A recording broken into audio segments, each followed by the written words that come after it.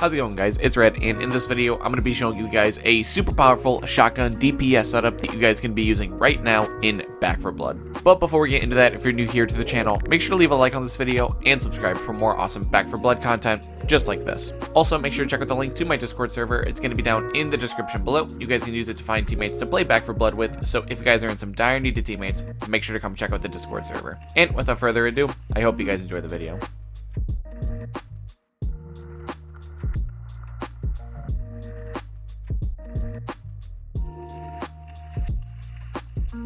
Alright, so here we are in the deck building menu in Back 4 Blood. This is going to be the complete deck list, so if you guys are just looking to copy and paste the deck, now is your time to do so. But for the remainder of this video, I'm just going to be talking about what role every card plays in the deck and just everything like that.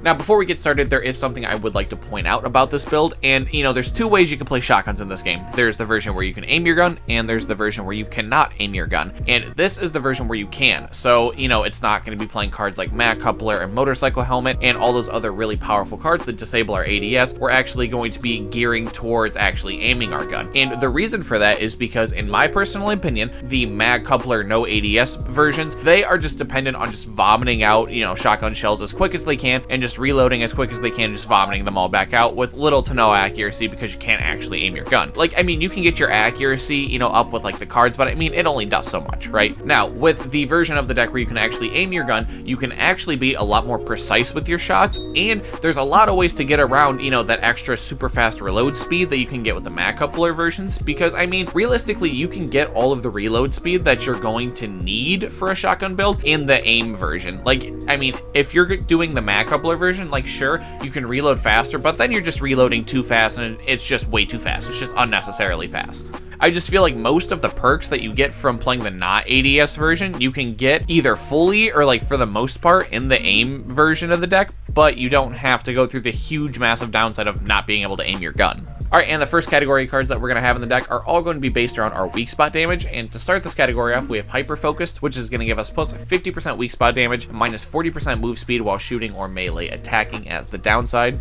Now up next we got Rolling Thunder, which is going to give us plus 35% move speed while we're firing with shotguns, and plus 10% damage with shotguns. Now the reason that this card is in the deck is to take out the downside of Hyper Focused. Now usually when people are trying to take out the downside of Hyper Focused, they play a card called Hellfire, which makes it so you actually get plus 5% move speed while you're, shooting, because it gives you plus 45% move speed while you're firing. This only takes 40, but this card only takes 35, so you're actually moving 5% slower, but you get 10% base damage with your shotguns. In this version specifically, I do feel like that the 10% base damage with our shotguns is a lot more valuable than the, extra 5% move speed while we're firing and the 3% move speed while we're not firing. I just feel like this Rolling Thunder is a much more synergistic card than Hellfire, and it does the same thing. And up next we have Reckless Strategy, which is going to give us plus 30% weak spot damage and minus 5% damage resistance as the downside. Next we got Knowledge is Power, which is going to give us plus 10% weak spot damage, and it allows players to see values for damage they deal and enemy health bars. And to round this category off, we have Front Sight Focus, which is going to give us plus 20% accuracy and plus 10% weak spot damage and plus 15% aim speed and recoil control.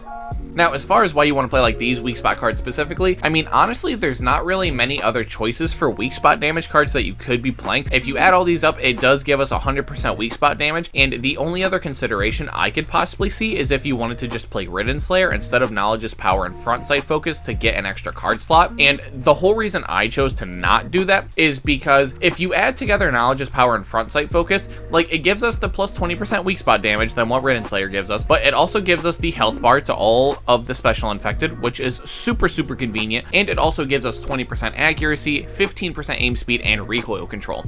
And, the whole appeal to playing Ridden Slayer is that we get a whole another card slot, which means we get to play another one of these cards, right? But I just don't think another card in this, selection of cards that we have could give us more value than the health bars, the accuracy, and all the other stuff that Front Sight Focus gives us. And moving on to the next category, which is going to be Reload Speed, and to start this category off, we have Scattergun Skills, which is going to give us plus 40% reload speed with shotguns. And this card is actually the reason that I wanted to play an aim down sights version of shotguns, because of the fact that this card is basically basically the replacement for mag coupler. I mean, yeah, it's 10% slower reload speed, but I mean, this one lets me aim my gun, which makes it look a lot more attractive than this one. And next we got cold brew coffee, which is going to give us plus 15% reload speed and plus 25% aim speed, weapon swap speed, and use speed. Up next we got wide mouth magwell, which is going to give us plus 30% reload speed and minus 5% damage resistance as the downside. And to round this category off, we have ammo belt, which is going to give us plus 50% ammo capacity and plus 15% reload speed.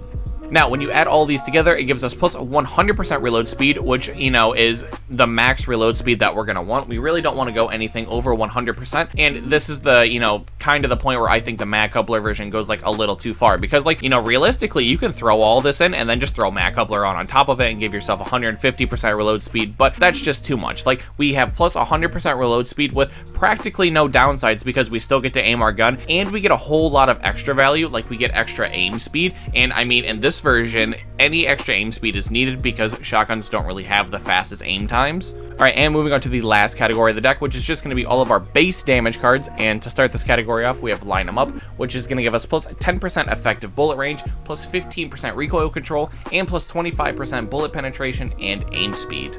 Up next, we got Silver Bullets, which is going to give us plus 10% bullet damage and plus 15% effective bullet range. Next, we got Large Caliber Rounds, which is going to give us plus 7.5% bullet damage and plus 200% bullet penetration.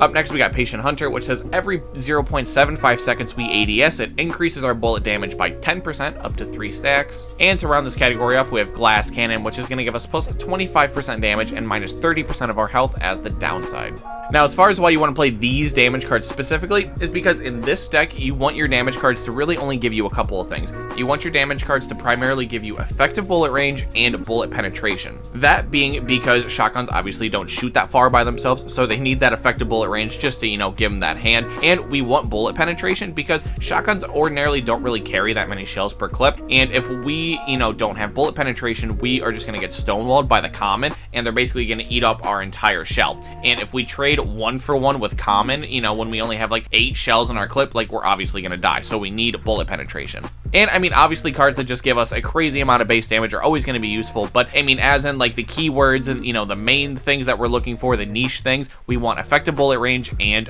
bullet penetration.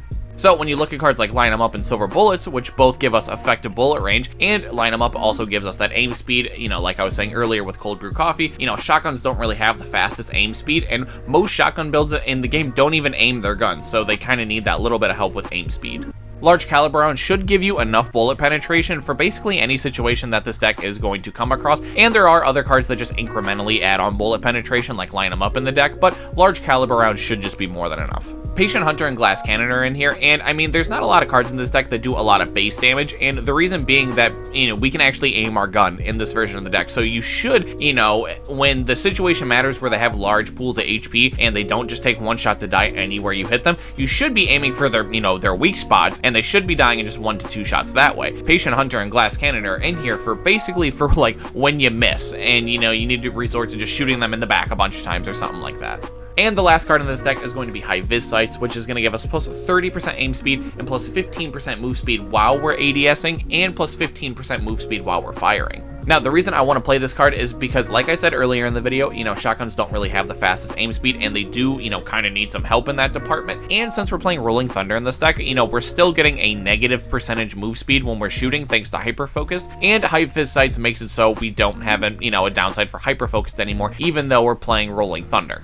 Well, that's going to do it for the video, guys. Make sure to leave a comment down below telling me any deck changes that you guys would make, and as always, if you happen to enjoy the video, make sure to leave a like and subscribe to my channel for more awesome Back 4 Blood content just like this. Also, make sure to check out the link to my Discord server. It's going to be down in the description below. You guys can use it to find teammates to play Back 4 Blood with, so if you guys are in some dire need of teammates, make sure to come check out the Discord server. And until next time, it's been Red, and I'll see you guys in the next video.